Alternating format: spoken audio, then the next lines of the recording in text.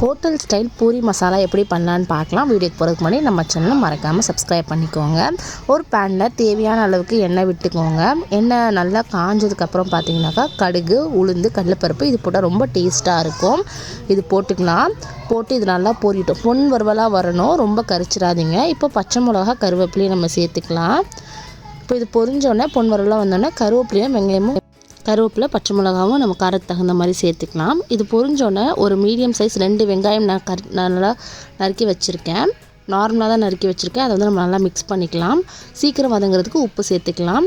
கொஞ்சமாக துருவின இஞ்சி போட்டால் நல்லா வாசனமாக இருக்கும். இப்போ இதெல்லாம் வதங்கினதுக்கப்புறம் 2 மீடியம் சைஸ் தக்காளி, உருளைக்கிழங்கு நான் வேக வச்சு வச்சுட்டேன். 2 விசில் வச்சுருக்கேன். மஞ்சள்தூள் போட்டு நல்லா மிக்ஸ் பண்ணிக்கலாம்.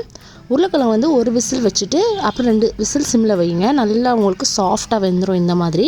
இப்போ நம்ம உருளைக்கிழங்கு மசிய தேவையில்லை, அதுவே மசிஞ்சிரும் நம்ம கட் பண்ணும் போதே.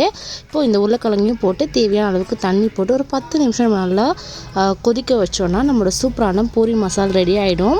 லாஸ்ட்டில் உப்பு செக் பண்ணி பார்த்துட்டு கொத்தமல்லி தலை தூவிடலாம். பூரியோட சாப்பிட்றது, பூரி சப்பாத்தியோட சாப்பிட்றதுக்கு ரொம்ப டேஸ்ட்டாக இருக்கும். நீங்களும் ட்ரை பண்ணி பார்த்துட்டு எப்படி இருக்குன்னு மறக்காமல் கமெண்ட் செக்ஷனில் சொல்லுங்கள்.